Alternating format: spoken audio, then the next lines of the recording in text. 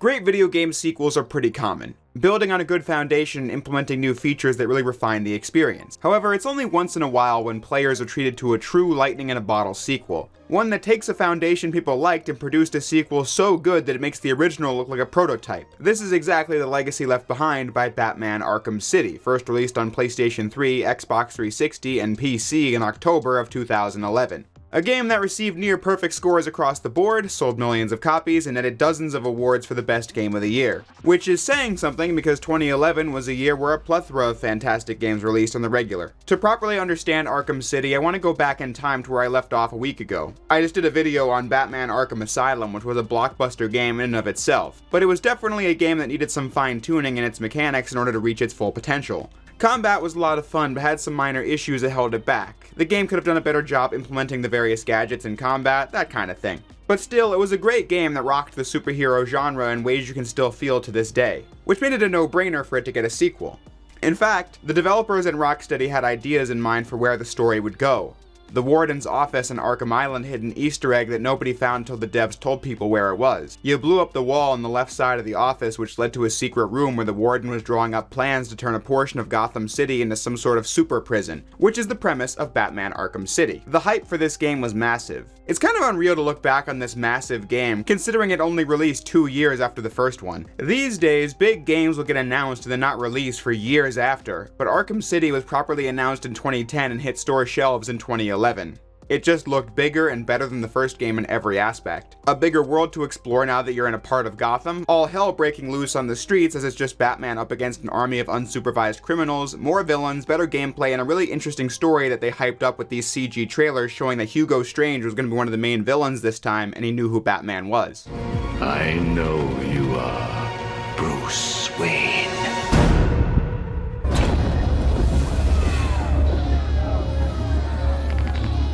Like I said, it was just setting up to be a blockbuster sequel to an already massive game. Arkham City was a game I got my hands on a few months after launch, early 2012-ish, and I was absolutely obsessed. I would have played it sooner, but for me, late 2011 was spent playing Sonic Generations till the buttons broke off, with some time spent on Jak 2 on the side. Both those are stories I have gone into in the past, though.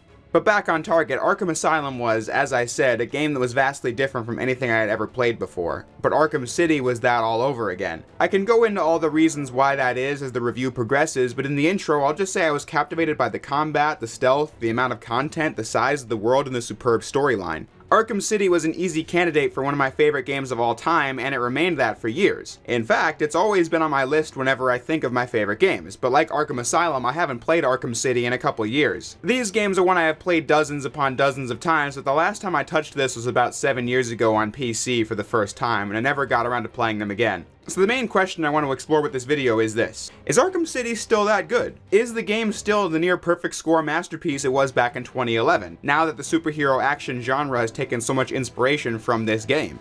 Well, let's find out. Former warden of Arkham Asylum, Quincy Sharp, has now become the mayor of Gotham and has approved the construction of Arkham City, walling off a section of the city meant to remove Gotham's violent criminals from the rest of the population. The city is run by Professor Hugo Strange and is guarded by the Tiger Security Company. Batman and Gordon think something is afoot, so Bruce Wayne starts a public campaign against Arkham City, which gets him captured by Strange and plunged into Arkham City. Strange knowing that Wayne is Batman, as the Dark Knight quickly escapes and begins to explore Arkham City to find out what's going on and try and stop Strange's initiative called Protocol 10. Along the way, dealing with his various supervillains, most notably Joker, who has become terminally ill following his usage of the Titan formula on himself in the previous game. Joker poisons Batman and has sent his bad blood to hospitals all over the city to motivate Batman into helping him find the cure, setting up the journey for Batman Arkham City. I said in the previous video that Arkham Asylum had 3 pillars of gameplay: combat, stealth, and exploration. This remains true in Arkham City. Starting with the combat, it features the same fundamentals as Asylum. It's easy to pick up and play because you attack with one button, counterattack with another, and so on. But City first gains a lot in just how much is improved from the previous game.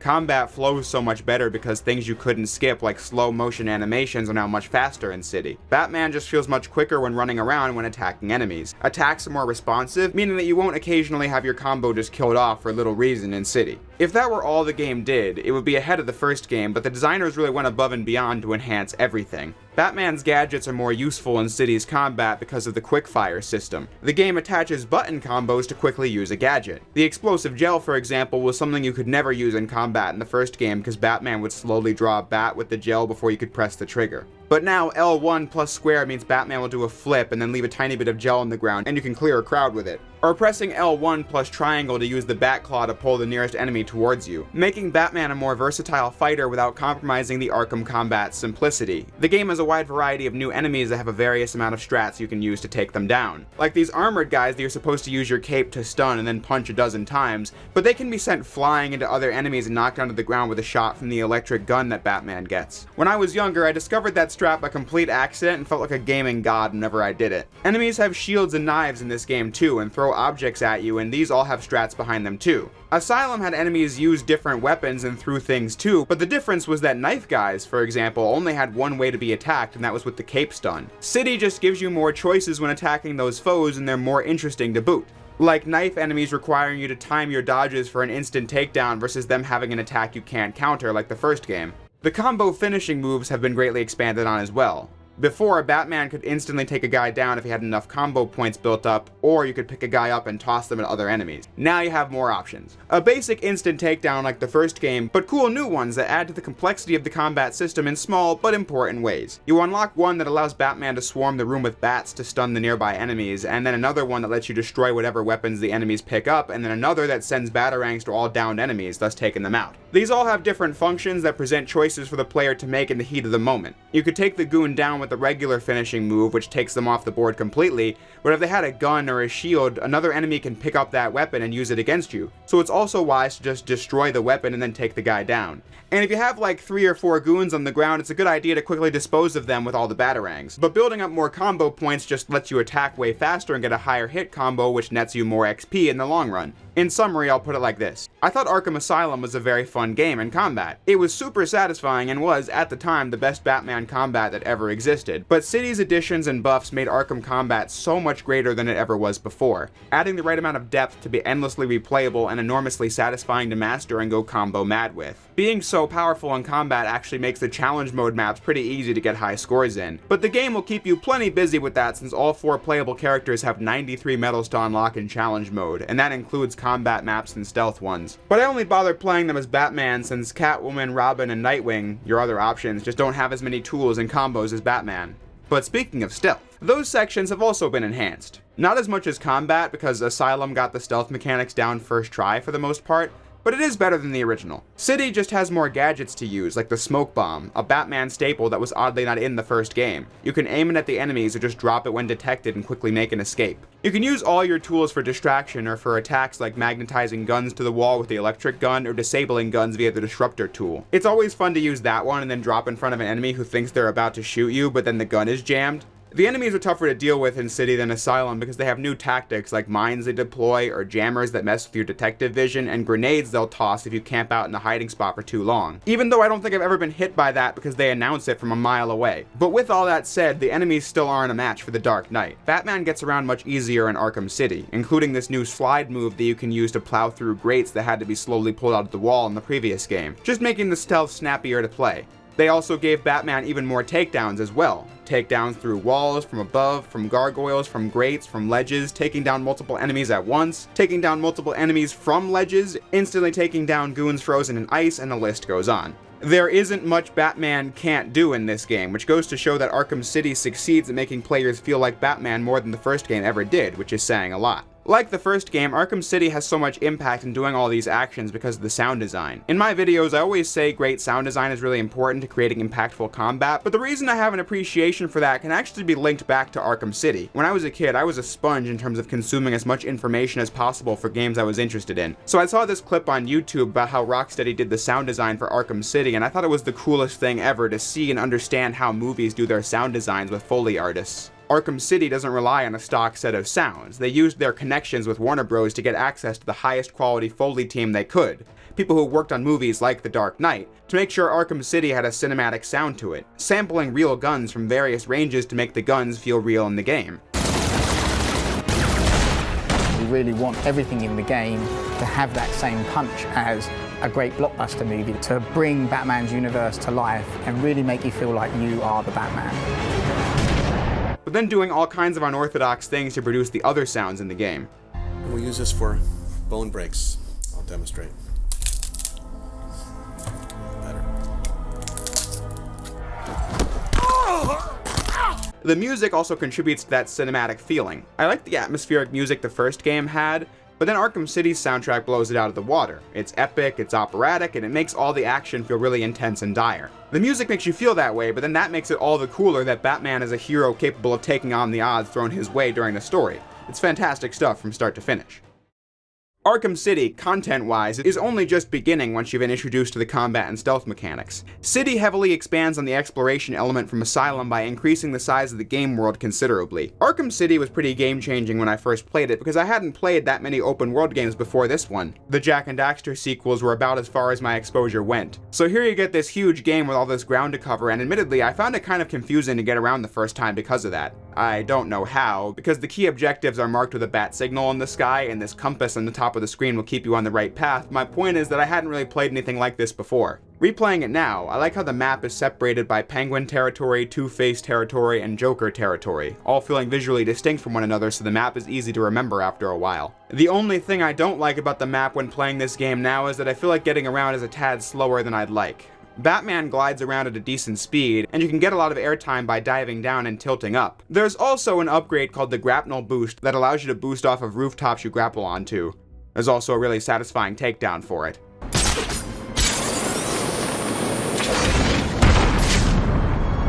These are useful things for sure, but after Arkham Origins introduced fast travel and Arkham Knight gave us the Batmobile, replaying City feels kinda slow in the open world. My preferred way of getting around is actually the Line Launcher, another gadget that saw big improvements as you could adjust your trajectory mid-zipline in this game. I didn't use a guide at all when I was trying to get through this game as a kid, so what contributed to the world feeling grand is that I never knew what was going to be around the next corner. Arkham City introduces a bunch of side quests into the Arkham formula, so first time playing this I'd stumble upon new content all the time. Some are quick one-offs like Batman getting captured by the Mad Hatter and you have to escape, or others last throughout the whole story. Like trying to catch Zsasz as he calls you on the phone and you track his position down, or Deadshot killing political prisoners in Arkham City. Side quests allowed the designers to feature some of the villains in more minor roles as to really make it feel like as many of Batman's villains are in Arkham City as possible. When I usually replay the Arkham games, I tend to ignore most of the side content and make a beeline for the end of the story, but I 100%ed Arkham Asylum last week for the first time, and similarly, this is my first time ever doing all the side content in City, which I'd actually encourage you to do if you replay these games. What I was struck by in replays of Asylum and City was that doing side quests gives a truckload of XP, so it's pretty easy to fully max out Batman's abilities and health and all that in a normal playthrough if you just go after as many side quests as possible. The reason I could never say I fully completed this game before was just because of the Riddler's Revenge mission. The rules are pretty similar to Arkham Asylum. You find hidden Riddler trophies, you scan for hidden riddle solutions, and solve puzzles. But Riddler went crazy this time and is given 440 problems to solve. The only restraint the game shows is that you have to do 400 of them to complete the side quest. So if you find any one of them to be super puzzling, you don't have to do them all.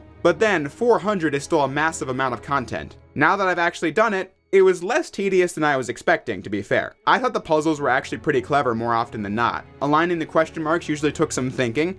Pretty much all of Batman's gadgets are put to good use in this quest, like using the improved RC Batarang to get through small passageways that lead to switches, using the repel and attract setting on the electric gun to guide Riddler trophies through tiny mazes, using the explosive gel to blow up switches or the quick-fire Batarangs, and guiding your ice blocks in the water towards trophies. I thought mechanically, searching for trophies was actually pretty compelling. It's just a daunting task to accomplish, which I don't think was ever lost in the dev team. It's like every Arkham game was in an arms race to make the Riddler more tedious than the last game. But I feel like the tedium is kind of the point.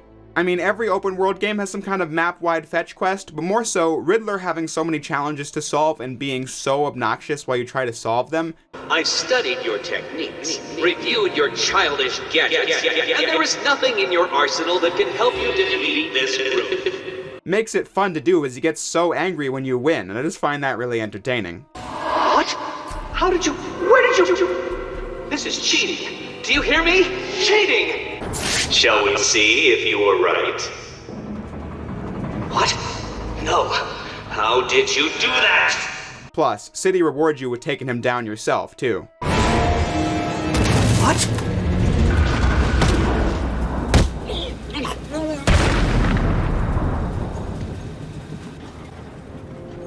This cannot be happening. Do you really expect me to fall for this dark night? I know you won't kill me. True, but you can't say the same about the others, can you? Get your ass moving, Riddler. You can't tell me what to do. Do I need to press the button? What? No. You'll pay for this, Batman. You sure this thing won't work? No. But there's no point in letting him know that, is there? When I was a kid, I remember thinking all of this content on the disc did lead to some hefty load screens. Sampling it on console again, I will say it's not too bad. On PS3, it takes about 30 seconds to load when you boot up the campaign, but that's the game loading an entire massive world in 30 seconds and not forcing the player to sit through any obtrusive loading screens mid-gameplay, which is impressive in and of itself. However, like Asylum before it, there really is no way to play Arkham City in 2023 that beats the PC version. It's faster with loading, I can play it in 4K, and it's 60 frames per second. Although sometimes my recording would go to shit during combat and stealth encounters, even if my game didn't drop a single frame. That was pretty bizarre. Shame there still wasn't a borderless windowed option by the time of this port, but at least the subtitles are a normal size unlike the previous game, so that's an improvement. Trying to look at the bright side. However, Arkham City does have a lot of different ports and re-releases. For example, Batman Arkham City Armored Edition from 2012 on the Wii U. I picked this up on a whim at GameStop a couple years ago thinking, one day when I cover Arkham City, it might be cool to own this and discuss it a little. And here we are. Evidently, I started a save file on it in 2018, though I completely forgot I ever did that. But anyway, the main gimmick of Armored Edition was that it put a bunch of features onto the Wii U gamepad, such as the map, the inventory, and the gadgets like the cryptographic sequencer. Plus, it has this BAT mode where you build up a gauge that allows you to become more powerful for a brief period of time when full, like a Devil Trigger in DMC. It's nice that Nintendo players finally got some Arkham action, as Arkham Asylum and Arkham City were obviously never on the original Wii, but Armored Edition, playing it 11 years later, is kind of an interesting microcosm of the Wii U as a console. These touchpad elements are nice things to have, but not so game-changing that you would ever want to buy a system for it. Plus, it's a re-release of an existing game that somehow runs worse on the Wii U than it does on the PS3 and the Xbox 360, which were years-old machines by the time of the Wii U's release. A dated time capsule, this one. But it was interesting to try it. Many players these days got to first play Arkham Asylum and Arkham City via the Return to Arkham collection on PS4 and Xbox One that remastered Arkham Asylum and Arkham City. The first of many times Arkham Origins was given the shaft, but that's a story for next week. When I was comparing versions of Arkham Asylum last week, I completely forgot Return to Arkham, and that's because I was never very fond of it. I've gone over it a million times. Remasters more often than not suck, and this one is on the list. It's a shame because the textures look better on PS4 than they did originally, but it's just one of those remasters that obliterates the art direction, completely overdoing effects like neon lights and bloom to where areas have their mood completely changed. I just think it looks gross, and it doesn't even boost the frame rate to 60 FPS. It's not the worst remaster out there. It does do some good things like adjusting the pre-rendered cutscenes to match the updated look of the game itself. A lazier remaster wouldn't have bothered, and it includes all the DLC from the games in one package. Xbox players getting to experience the Joker DLC from Asylum that was PlayStation exclusive for a long time. But the collection is just not for me because I'd rather see the game as it was meant to be seen, which means playing on PC. Luckily, this isn't the only version that includes all the DLC anyway, though. Back in 2011, I had no experience with DLC of any kind. I had no accounts in any of my consoles, so all those cool extras were inaccessible to me. That was until the Game of the Year edition came out in 2012, which I traded my launch copy for. Arkham City's Game of the Year edition box art is an infamous meme online because it's like, geez, could you squeeze any more quotes on this? There might be too much unused space. But yeah, the Game of the Year edition had all the DLC included, like playing as Nightwing and Robin in challenge mode and all the extra bat suits you can experiment with. Not many of these look that cool besides the animated series costume, which I use most often when playing challenge mode maps. And I also think the Batman Year 1 costume looks cool, and the 1970s Batman looks good in blue.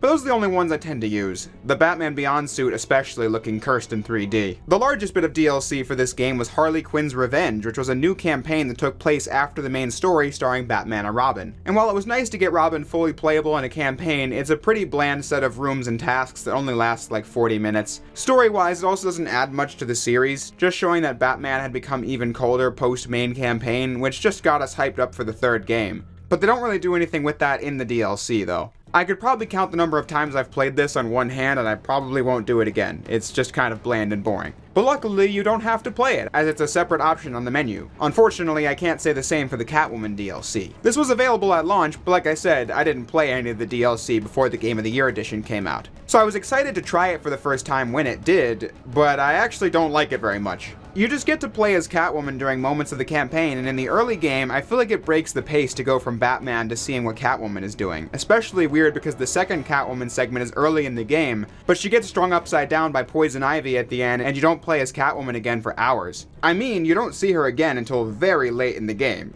Even in the story, like 6 hours have passed, and somehow the blood hasn't rushed all the way to her brain. The fact that her segments don't add much to the game, and the early ones just take away from Batman time, just makes me wish you didn't have to replay it when doing the campaign. But I will say this. The third Catwoman segment is pretty cool as it occurs right as Protocol 10 begins and Catwoman has to make the choice between saving Batman or just walking out of Arkham City. If you choose to walk out, you get this bad ending in the credits that brings you back to the moment of the choice as you have to save Batman to continue the story, and I thought that was a really memorable moment. But to take a step back, the plot in Arkham City is great all around. One of my favorite things about it is how Batman is in the midst of absolute chaos. Here's what I mean.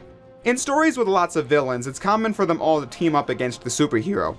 But in Arkham City, the villains all have these competing interests. I already mentioned that Joker, Penguin, and Two-Face are all competing for territory in Arkham City. They all fight each other while they're trying to fight Batman. Batman has to rescue Catwoman from Two-Face as they're feuding over her stolen belongings. Batman is forced to help Joker find the cure for the Titan blood, and only Mr. Freeze can help develop it. But Penguin captured Freeze to make sure Joker dies. Batman needs a sample of Ra's al Ghul's blood in order to finish the cure, but Freeze won't work on it because he wants Batman to save his wife from Joker. Joker starts winning the turf war in Arkham City because Strange supplies Joker's crew with military hardware, but Strange uses the turf war escalating as proof that the city needs to activate Protocol 10. It's a complicated story, but not to where it's a convoluted story. Batman just has to deal with one villain after another and gets involved with whatever their particular scheme is. All these various plots are threads in a larger web that unfold as the story goes on. It's got the scale of an epic Batman graphic novel like The Long Halloween or Nightfall or what have you. The story here is really compelling as Batman is pushed to his absolute limit here, gradually becoming more infected with the Titan virus, but still keeps going because that's what Batman does. That's why he's one of my favorite superheroes. The third act of the story involves this cat and mouse game over the cure as Harley steals the last sample from Freeze but can't give it to Joker because Talia al Ghul steals it, but then Joker's seemingly cured anyway. She promises to give Joker the immortality of the Lazarus Pit,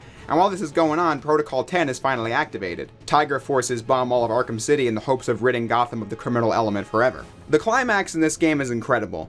Batman may have more will than the average human, but he tries to find Talia instead of saving the city because he cares about her and gets into it with Alfred and Oracle. When you find the code, the main theme of Arkham City starts playing for the first time during the campaign, and it really fits in the dire circumstances of Protocol 10. The track reaches its crescendo when Batman gets access to the base of Hugo Strange and begins climbing Wonder Tower. A segment of gameplay that feels appropriately difficult with tough enemies, and the hardest stealth map in the game with Hugo Strange's command center. The gargoyles all being outside the room and the enemies on the inside make it much more difficult to pick enemies off one by one here. I think Hugo Strange made for a really compelling villain in this game. You never see him in person between his arresting Bruce Wayne and the finale, but you just ominously hear him announce how much time is left till Protocol 10 throughout the campaign. The interview tapes are all of him talking to and trying to manipulate the various supervillains. He had enough clout to get the mayor to make Arkham City, but then tossed Mayor Sharp into Arkham City right after. Posters all over the city have his face on them. His fingerprint is all over the story, and the vocal performance from Corey Burton, who played Brainiac in the animated universe, is really good. Have you ever considered that all this is your fault? Your presence creates these animals. Like germs, they spread. You created the environment that allowed the germ to mutate, to become stronger. Look at the Joker. Would he even exist if not for you? This is a much better and more serious Hugo Strange than the Villain of the Week the animated universe did. But through all that drama and high stakes, the game is still pretty funny. Joker being a central villain will do that. Protocol 10?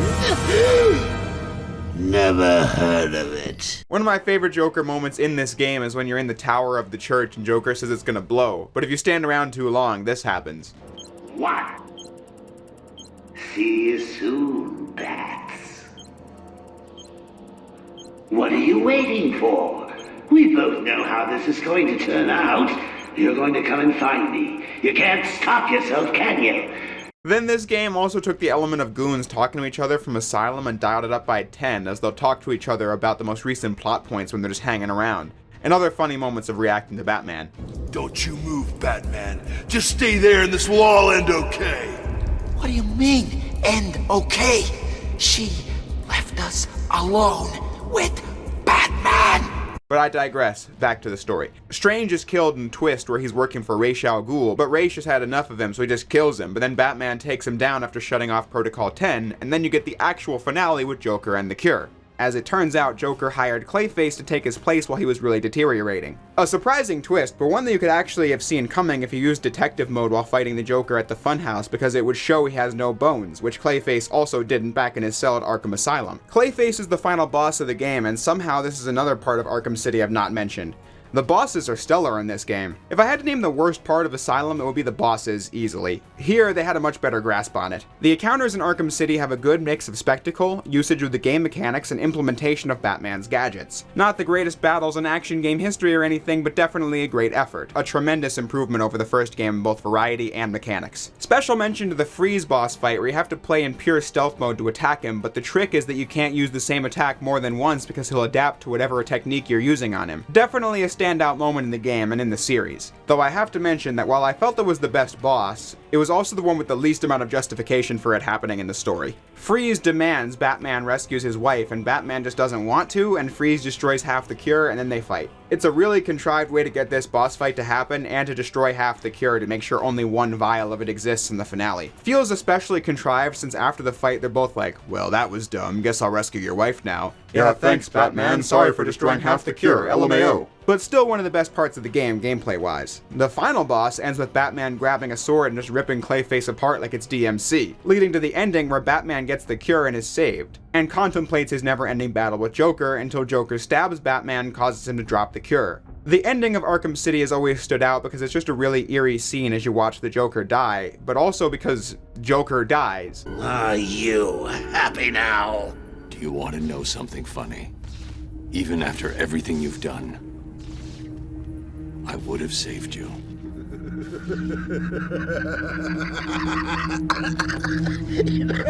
That actually is pretty funny.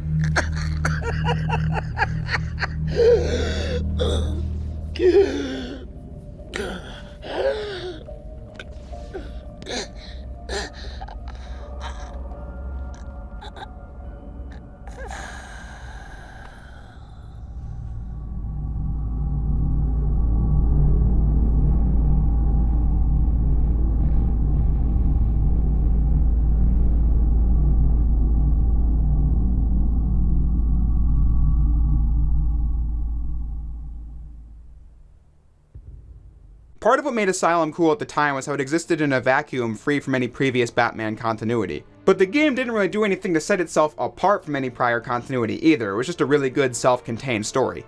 But Arkham City was more ballsy, planting the Arkham series flag in the ground by being a game that killed the Joker, not in some ambiguous death you could come back from, or just for some shock value, he just dies from blood poisoning that was a direct result of his actions in the first game. Storytelling like that is why the Arkham series is so revered in the Batman mythos today, if you ask me, and a lot of that is something you can credit to Batman Arkham City, a game that was willing to take those risks. What the hell happened in there? Batman! What happened?